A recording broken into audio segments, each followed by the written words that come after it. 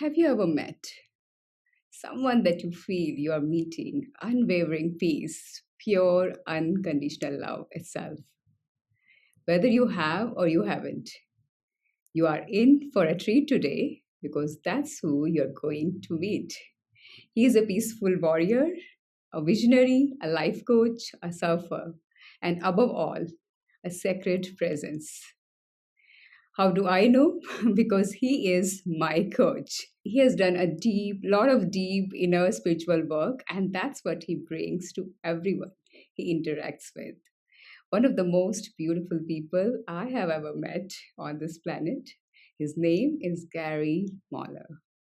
Gary's husband to Kanako, father of Koan and Kona. I just met them. He's based out of Vancouver, BC.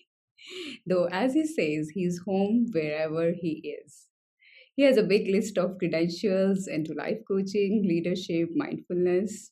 He has been coached by topmost coaches of the world like Steve Chandler, Steve Hardison. And I know my listeners will feel today the peace and love that Gary exudes from his being so naturally. Let me welcome my coach, Master Coach Gary Mahler. Thank you, Gary. Thank you for Oh, being on the show. hello. You're welcome. And thank you for the beautiful introduction. It's just wonderful how you create me for your listeners, for your viewers. It's just thank you for your generosity in inviting me to just share a little bit of what my world is like as a possibility for the world. So thank you. I'm so honored to have you on the show, Gary, and looking forward to our conversation as we talk about life, love, and lots of other things. Yeah. So I would love to start with how I connected with you, Gary, last year, because that happened through a podcast itself. So I was listening to a friend Yayati's podcast when you described about who you are, your I am statement. And I absolutely love that. I just wanted to connect with you, learn from you, know more about you. So, would you share with us how you describe yourself? I am infinite stillness born of ease and flow. I'm pure connection to the all powerful, and I create what I want. I'm generous and warm hearted. I'm powerful. I live a life of freedom. I'm playful and patient. I am love coming from love. I am forgiveness and understanding. I am goodness. I am free. Because I'm free, I love, serve, and acknowledge, and I realize that no one is worthy of my judgment, cynicism, self righteousness, or anger. They're only worthy of my love. Because I live my life and create my life in this way, I take empowered action and I'm fearless, bold, and courageous. No matter what happens inside of me or outside of me, I remain unmoved and worry free. Nothing moves or shakes me, even when I'm moved or shaken. I'm filled with joy and I delight in all of life. It ain't nothing till I call it. So those are the first two stanzas of who I am. And I cultivate that and create that and live into that daily. That's who I am. Mhm. So, how do you create that?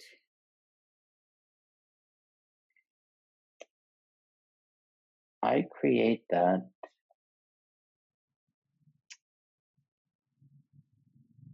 daily from when I wake up to every moment of the day. Some part of that, those are the first two stanzas, there's five in total.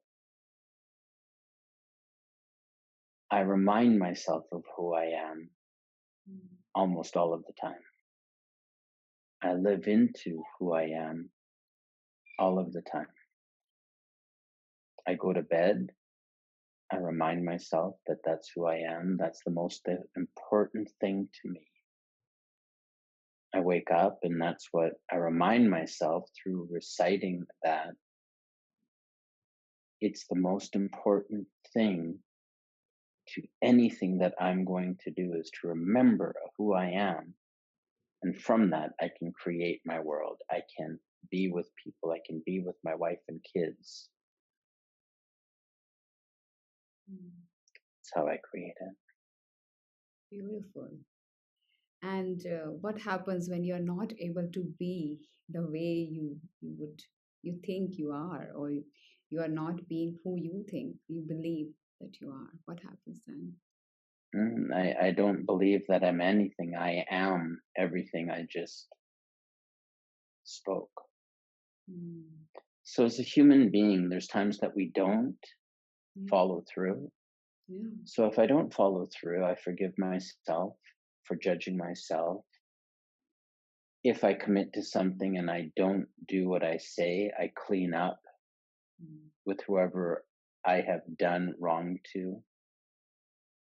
So, most people think that these things that I speak are affirmations, or they call them confirmations or declarations. But what I've seen with most people is those things are what they pray and wish they were, but they really know that they're not, Mm. because they've got an undercurrent of judgment against themselves, that they're believing lies about themselves. So no matter how much you say stuff, if you don't believe it, it ain't true. Mm. So there's a practice that I did with my coach, and it is a forgiveness practice for forgiving myself for judging myself as something.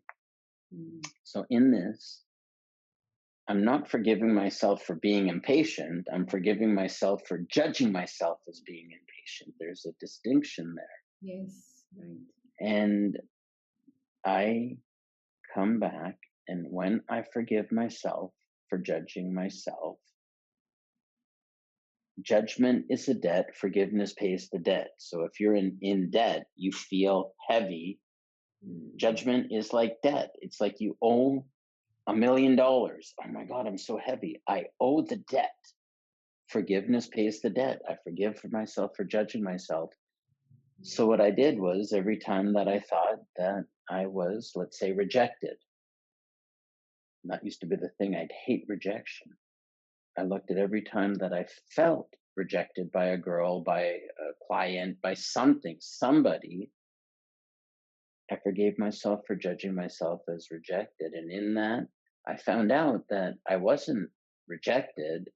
They were just confirming something I believed about myself, and I rejected me. It just gave me carte blanche to just keep on judging myself, reject myself.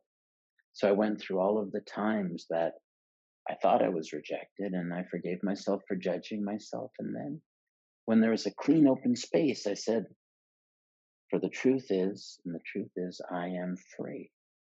Mm. So that's all that resonates. I am free.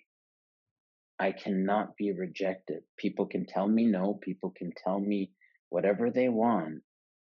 But the truth for me is, I am free to never reject myself, no matter what happens. Right. And in that freedom, I declare who I am, what it is that I want, and I declare, um, I am free. So since I'm free, I take empowered action. I can take empowered action because whether or not you say yes to me, it's irrelevant to me. So I can take that empowered action. I'm fearless, bold, and courageous. I just do what I do because I know who I am.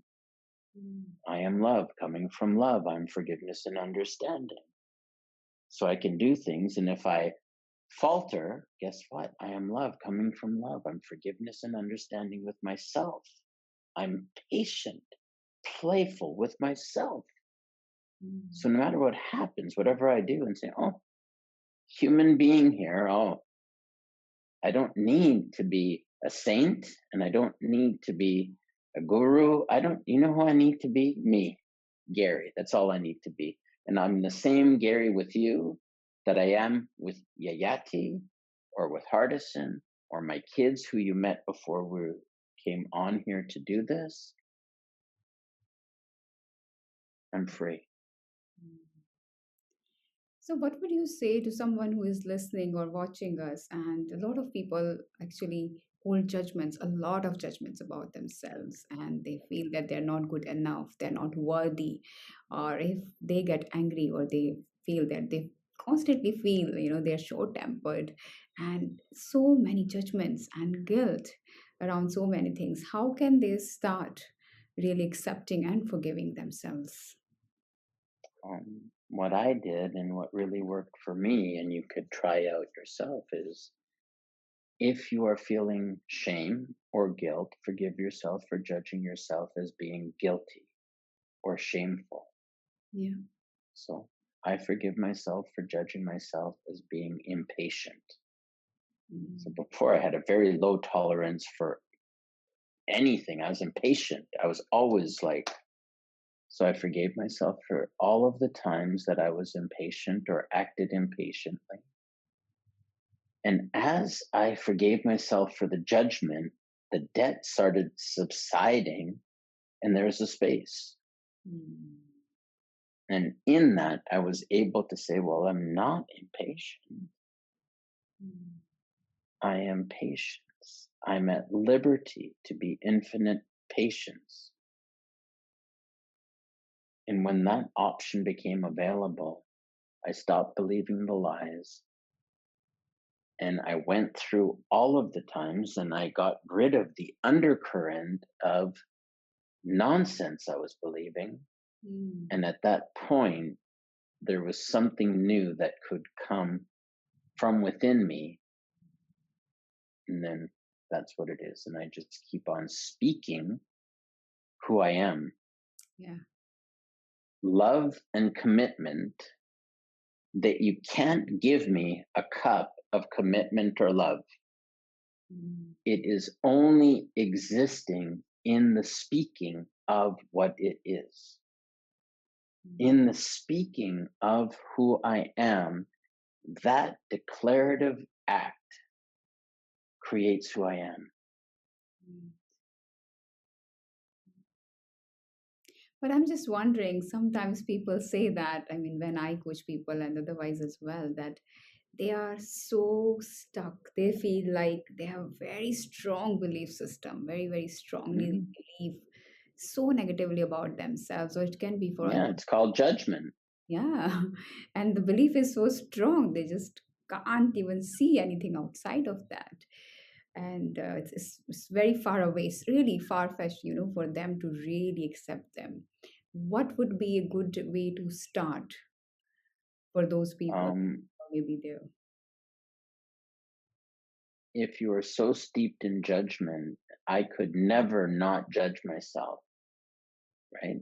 All I say is, what would it be like to be 1% less judgmental of myself? What would it be like to have no judgment of myself? What would it be like, even if I don't believe it, to Mhm. be open to the possibility that if I forgive myself for judging myself, I'll be 1% lighter? Right.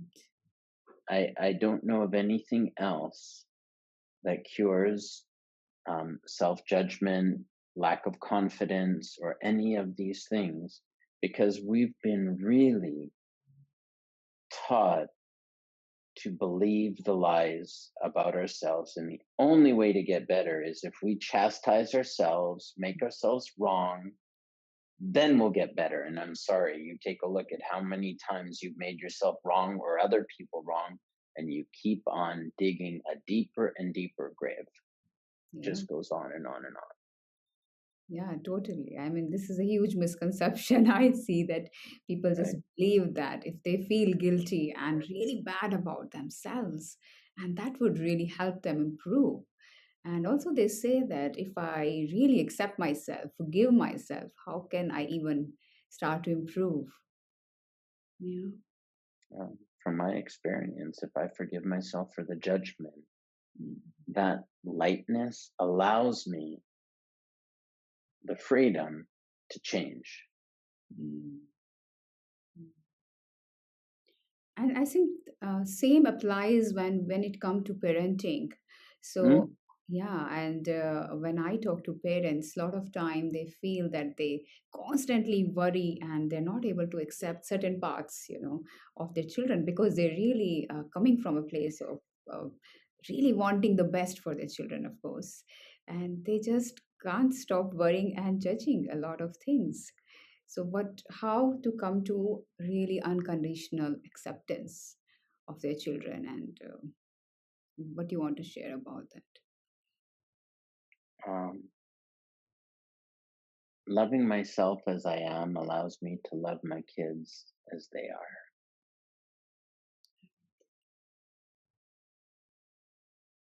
If I am constantly chastising them, I'm creating an inner voice within them that will be chastising themselves, and I'm just going to be ensuring they continue down a path of whatever it is we don't want for them. Mm. So what I do is this is I love what it is that I don't like about my kids out of them. My son was very rambunctious as a young boy. He would run around in the Japanese preschool and all of the kids would be behaved, and it caused my wife a lot of grief.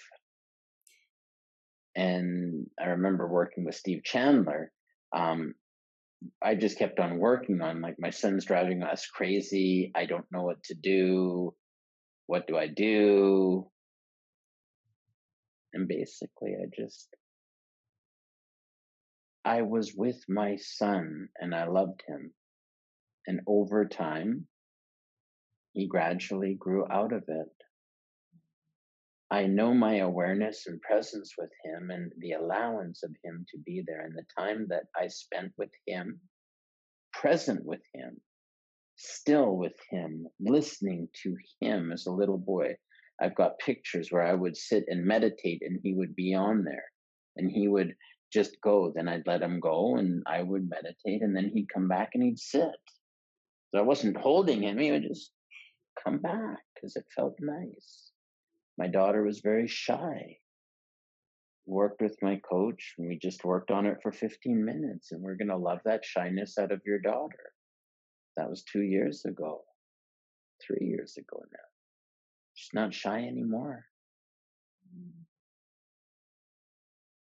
I loved her exactly as she was. And in that, something else blossomed. And along the way, I did certain things and I was with her. But I promise you, the biggest thing that I did with my kids to change these behaviors that were troublesome, I spent time reading to them. I spent time before bed sitting in my bed with them. And we do this thing called hanashi. Japanese hanashi means to speak or to talk. For me, hanashi is a little bit different. Hanashi is I be quiet and they talk and I listen and I'm present. I let them talk about what they want. I let them tell me what they want. And then I'll ask them questions. And in that, they feel seen, they feel heard, and safe and loved. That changed my son and my daughter. And during Hanashi, if my kids want to know which is stronger, Godzilla or King Kong, I'll just tell them. What is stronger, a dinosaur or a gorilla? And I'll just listen. Man, you want to talk about that? Would you rather this or that? Whatever you want, I'm there with you. That changed them. So, what you're saying is that you loved, accepted, and loved shyness out of her, and she Yes. blossomed. She blossomed. some parents might think like, okay, if I just completely love and acceptance, accept the parts of my children, and if they don't change, they might worry about it. That if sometimes they feel that they have some social anxiety or they have certain issues, they don't mingle or they are not very confident, and if they don't change, what would you say to those parents? I try what I'm saying, because usually there's judgment, there's worry, and the kids are picking up on what you are Right. creating with them. And if it's still not working, love and accept them and bring them to someone who can help them. If there's professional help to help with shyness and it gets to the point that nothing's, but first, change how you create your children. I created Kona, that's my daughter. People would say, "Oh, your daughter's very shy in front of her." And I didn't tell them, "No, she's not." I just said, "Some might say she's shy, but I don't. To me, she's just very observant and caring and brings me back to the present moment and generous." So I would create her in front of these people, and then they totally forget that she's shy. They said, "Really? In what way?" I say, "Man, if I'm sitting and I need something, she's there and she brings it to me. Oh. She's so observant." And I create her to people. I create her to herself, not as shy. And I don't say, don't call her shy. So she's going to say, "Oh my God, I'm shy." I just create her as what I see. I create everyone. I create my wife as graceful, beautiful, practical, loving, caring, powerful. I create that every day. I create that I fall in love with her more every day. I create that if sometimes I falter and she has to tell me some hard truth, I'm not going to be pig headed and not accept what she says. I'll say, "Oh, maybe." Mm. Yeah. So when you say that you create people, Mm. tell us more about that. What do you mean by that? The way you Um, see them, that's what you mean? I create them in how I am non judgmentally. So I create that. I Mm. create them in how I speak of them to other people. Mm. So most people, if they gossip, they create people down. I create people up. Mm. I love, serve, and acknowledge. I will find something, and I don't say stuff out of my butt to just make people like me. I will find something that I actually believe is true, and I will share that with people. I will say, "Oh, Mm. thank you. You are so kind. You are so generous. I really appreciate you. Thank you for what you're doing." I create them up. Mm. So in this, man, I just create everyone. So genuinely finding something that you would love and then I express. don't I I don't say things I don't believe, or I don't say anything to get something. I don't need anything. And only from a non-judgmental place of myself can I be non-judgmental of other people. If I'm in judgment of myself, the world looks gray and dreary, and I find problems with everybody. Yes. I know when I am not good with me, my wife's not good, my kids aren't good, the world's not good. When I am correct with me, I can be correct with the world. What is going on in here creates what's going on out there. Mm. So if you are in a challenging situation, if lots of, let's say, something is going on around you, and that could disturb, how would you stay in that presence, that patience you mentioned, that goodness in that Um, moment? Unless I'm cultivating this over time, I'm essentially cultivating a firm foundation for my life in my meditation practice, in my stillness, in my alone time. Most people never take the time. They're Mm. busy, busy, busy, and then they're wondering why everything's falling apart. So to me, my practice of stillness, of quiet, of forbid, of reading, of doing what it is that I need to meet the world, that creates it. And it is a practice over time. So in the last 20 years, I've created this thing where I want peace. So I found ways to cultivate peace Mm. through studying about mindfulness, reading a very beautiful book called Wherever You Go, There You Are by John Kabat-Zinn, which taught me the foundations, the fundamentals of Vipassana breathing meditation, which I just tried. In, out, breathe in, breathe out. Very simple. Yeah. As I'm breathing in, what am I experiencing? What's going on in my mind? What am I not paying attention to? And over time, I got to be very proficient at really paying attention to Mm. what's going on within me, without. And in that, using the breath as a tonic to help me. And I notice if I'm worried, I'm not breathing deeply. My body feels constricted. If I breathe into any part of my body that feels something, and I don't reject it, I welcome it, guess what? Over time, it dissipates. I've learned that. Mm. So it doesn't happen overnight. And it's not like I'm special or some monk or guru. I'm not. I'm just some dude. I don't have a zafu or a specific place where I've got candles. To Yeah. me, I don't need that stuff to get me in the mood. Mm. Man, I'm just so simple. It's like, man, oh, here I am.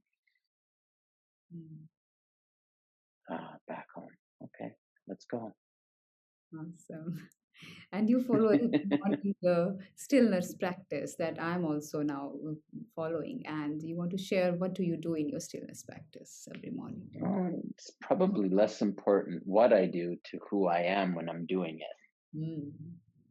So in my morning time, I begin with really reciting or speaking myself into existence. I'm selfless and power filled in all I do. I'm magnificent and brilliant. I'm energetic and dynamic. I'm focused. I'm laser like focused. I'm a grand master of discernment with the peace of mind and freedom of heart to cut through all lies of lack and limitation, suffering. Man, I create that. I just sit in there and it floods over me. Mm. And then from there, I just know what it is to do, whether it's sitting, drinking a latte, drinking some water, but it's just quiet time and things will come to me. I'll take a look at my calendar and I'll say, oh, today I've got this and this. How do I want that to be? What's going on in their life? If I've got clients, I'm just like, oh, creating what it's going to be. Then I forget everything and I come from zero to be with you. It's the same thing here. We were going to do this interview and this podcast, and all day in the morning, I created how this was going to be. I didn't know what I was going to say, but I knew who I was going to be. I create that. Prepare myself for when my wife wakes up, when my kids wake up, prepare for eating together, making their bed, brushing their teeth, doing some piano practice. I create that. And then they do what they do and they're crazy fighting and blah, blah, blah, blah. And then I have a choice. Oh my God, am I going to be, crazy serious dad or am I going to be playfully patient? That's what I'm creating now. Man, I want to be playful and patient. And guess what? We have a lot of fun. And sometimes I need to say, okay, time to go. Let's go. And I don't need to get upset or angry about it. Before we came, they were going to bed. We're like, okay, now it's time. And they said, bye bye. Yeah, and they're all cute. And you're like, oh my God, you're like twins.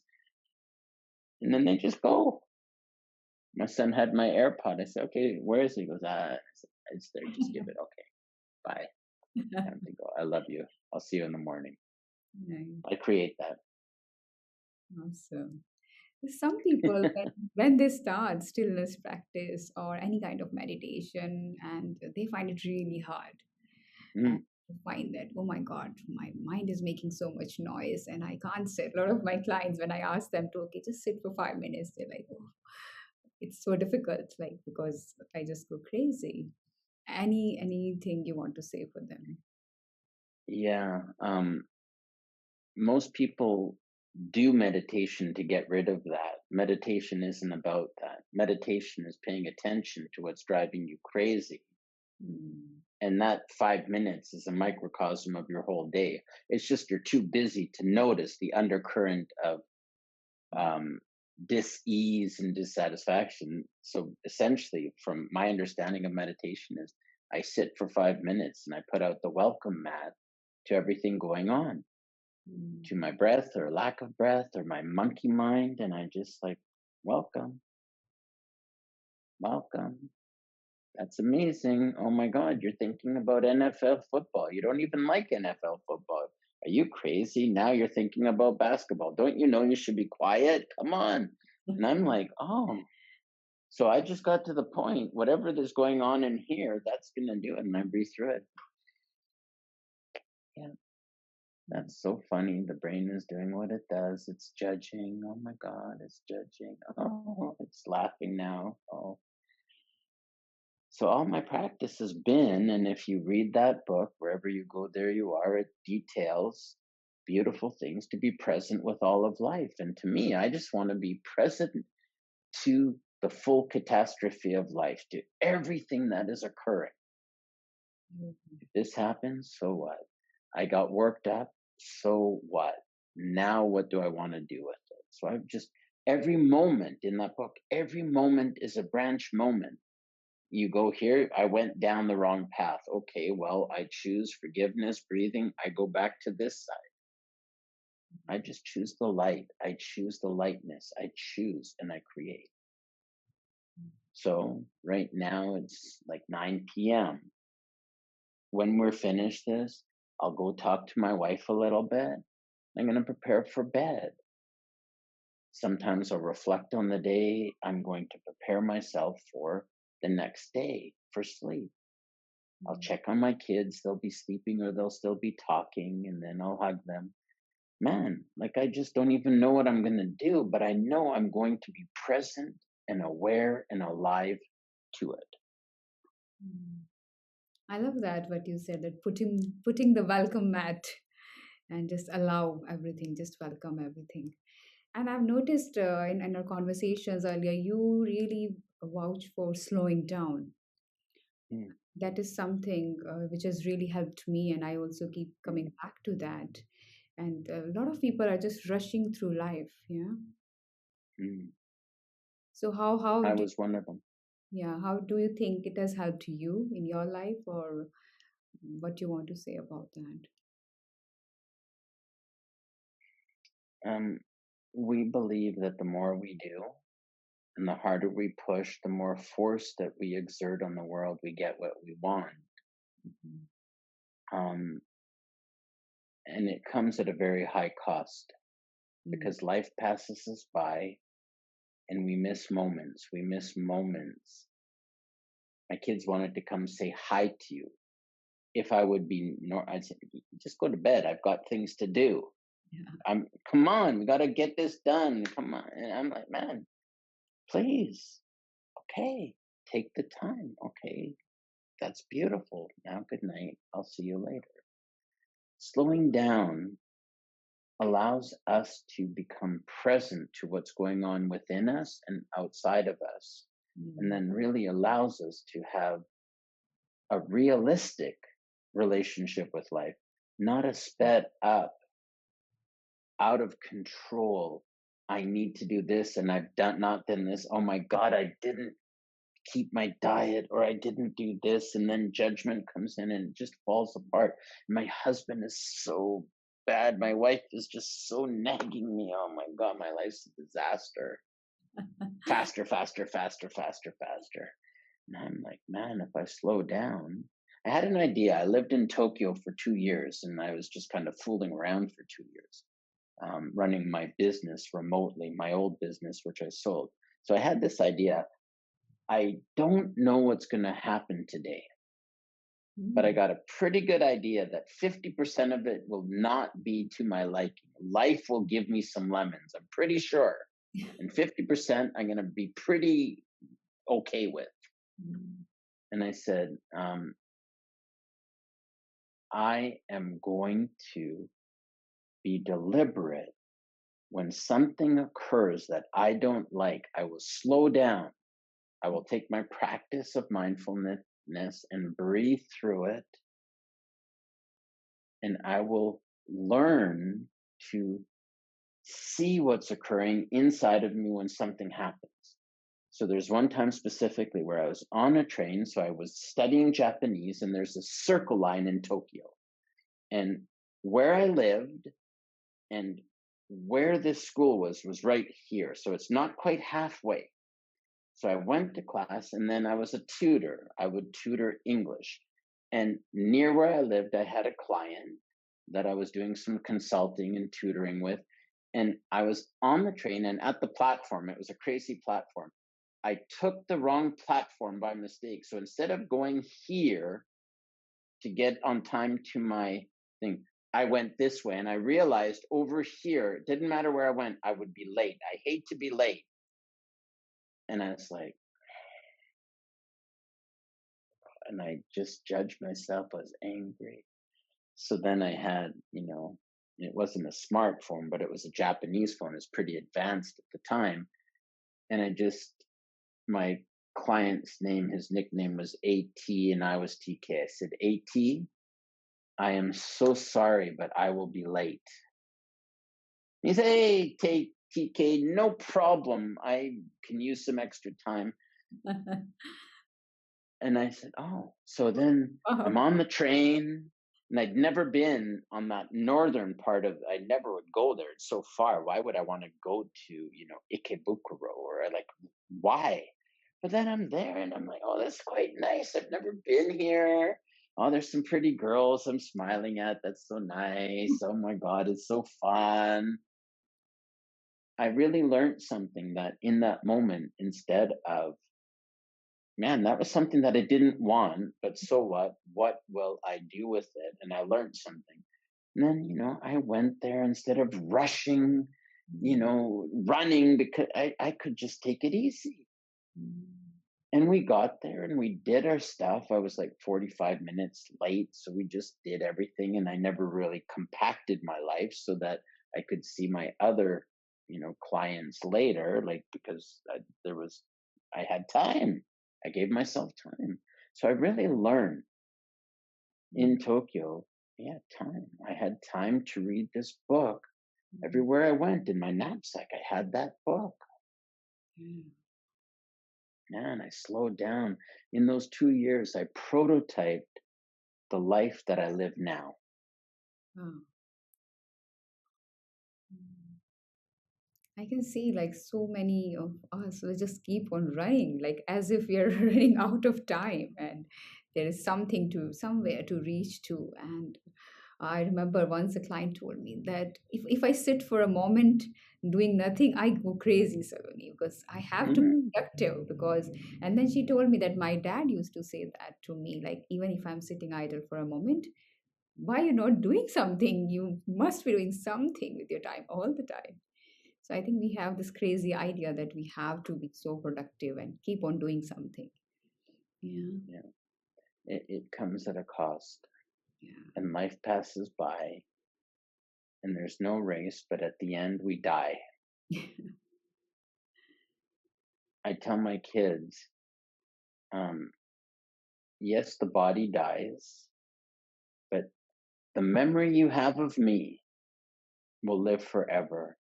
The times that I spend with you, I want them so you remember who I am and how I made you feel. So when I pass away, even if you won't see me, you will not need to be sad, because as long as we hold on to the memories that I have created with you, I'll never die. And if you speak to me, to your children, about your daddy, that will pass on. Mm. And they're like, but I'll be sad. I won't see you. Yeah, you won't. not in the physical form, but what I'm creating is that they are going to remember every day Hanashi speaking with my kids, talking, listening, being with them. They're going to remember the mornings where I wasn't frustrated, but we played. They'll know that when I falter and I say, my son is very funny. He's got, my wife calls it the Mahler gene. The Mahlers come from the Black Forest. So we lived in the Black Forest, and we also lived just in Croatia, Serbia area. And they got a temper. My son has it. I have it. So my son learned from me, especially when he was young, when I wasn't so forgiving. This was before I did the work with my coach on forgiving. Man, he can be impatient. And she goes, oh my God, you got the Mahler gene. And sometimes even now, if I'm impatient, Daddy, that was so impatient. I say, I know, we both have the Mahler gene. That's why I go to see Steve Hardison. I really apologize. Let's work on this together. When you're impatient with Kona, or if I forget, let's forgive ourselves. I talk to him, and he's, then he changes. Awesome, beautiful. I remember once you shared that about your coach that I love everyone, whether I like them or not. Mm. I know we have so many preferences, so many judgment, of course, for ourselves and for others as well. So, would you share that? Elaborate on that.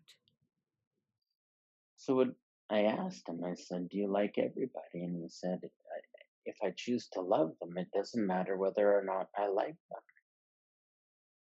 So I took that to heart. And then this was 2 years before I started working with him. And I just had the idea that judgment of people separated me from people.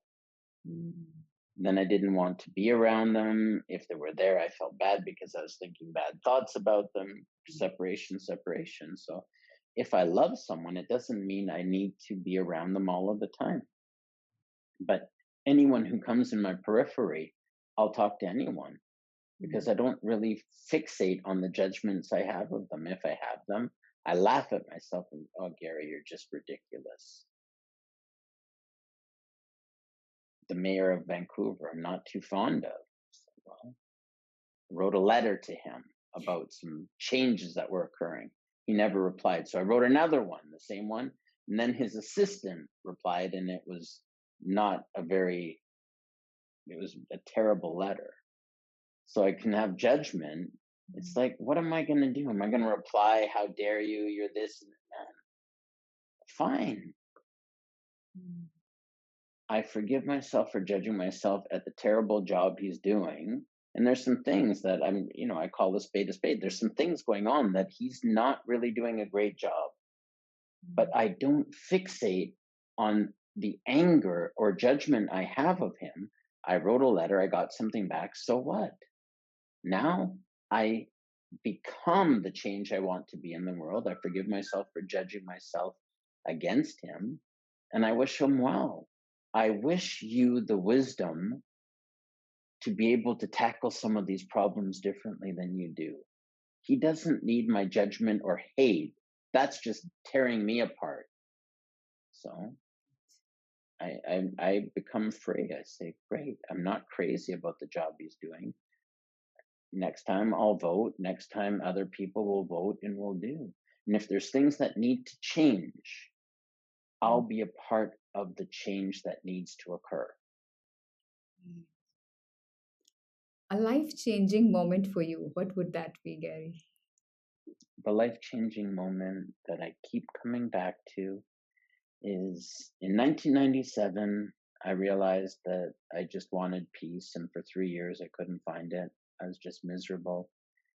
I went to Japan on a business trip, and I went into this beautiful temple in Nara, Japan, and there's a Buddha inside, or so I'd heard. And I went there because it was a touristy thing to do. And I walk in from the humid outside, the cool air from inside, because it's a wooden structure with beautiful ventilation. And I see this Buddha. And I was like, man, I want that. I want that peace. 21 years later, I have that peace. I Mm. have that peace that no matter what happens inside of me or outside of me, I remain unmoved and worry free. Nothing moves or shakes me, even if I'm moved or shaken. I can be with anything, and that peace remains. I can sit through anything. And if I can, I forgive myself for judging myself. I am love coming from love. I'm forgiveness and understanding. Whatever life offers me, Mm. I choose creation from surrender, acceptance, and allowance. I love my wife, my son, my daughter with all my might, and I lay my life down for them. And if I forget that, so what? You know what? I just go back to doing my job. My job is to love my wife, my son, my daughter with all my might and lay my life down for them. So, do I do that all the time? Man, I don't. I'm a human being. I'm not a saint. I'm also not a sinner. I'm Gary. And I just come back to this. That desire of I want peace led me to every step and following what I could at the time to become that which I sought. So now I'm that. I am peace. So that changed everything. Oh, that was beautiful. And don't we all want that, that inner peace? Yeah. And what would you say has been really instrumental for you? You have shared a lot of things already, but what would be instrumental in bringing you that peace? Wow. um, being gentle with myself each step of the way as I was learning. Mm, It was like learning how to walk. mm, A child doesn't really worry about how often it falls, it just knows it wants to walk. I wasn't too preoccupied at how bad I was at meditation or how bad I was at all of these things. I just said, oh, well, now I'm going to sit 2 minutes, 3 minutes, 5 minutes. I will learn. I'll be open. So, this gentle way of being with myself created the biggest shifts that I could have imagined. And there are things that I still don't know, but there is an ease and flow to creation mm, that is occurring within me where things that I couldn't have imagined are being manifested through me, life living as Gary, that I could not have even fathomed. And it just occurs. So, wherever you're at, there's no other place to be. You're perfect where you're at. Take some of the things I've said, read some of the things. If I can do this, and I tell you, I am far from a guru, far from a monk, far from anything. I'm the most pragmatic, practical, for all of this airy fairy stuff I speak to, I'm the most pragmatic and practical person. It's like I will be open to things and I will test them mm. and I will be open in my heart to anything to bring me that which I seek. I just realized I wanted peace, and now I do everything to be love, peace, non judgmental, and I create it. And some days when I falter, guess what? I create that. I am playful patience, especially with myself, because I'm a super slow learner. I am love coming from love. I'm forgiveness and understanding, especially with myself. And I always get what I want, peace. Wow, that's just an amazing consolidation of everything you've shared, Gary. And that's, I think that itself answering my question, which I might was thinking to ask, that how to create a life that you love living. I think, yeah. Anything else you want to add to that? Follow the breadcrumbs. Mm. If there's something you desire, ask yourself, what am I doing, believing that I am keeping this out of my life? And just be open to things that are not, would not seem common sense, and follow it. Awesome. Awesome. I think a lot of wisdom nuggets we have got. And it's so funny. Oh, We should share with our listeners that we surrendered because we are doing it again. The recording has the last an hour before we were talking, and we realized that nothing got recorded on Zoom. And that we laughed, we laughed, we laughed. And I said, this is perfect. So all of the nonsense we just talked about, like all of the stuff we just talked about, uh, and then, so what happens? yeah, We just say, do you want to do it now or later? Oh, let's do it now. So pure. breathe in. So this is life. Yeah. What just happened? This is take two. So what?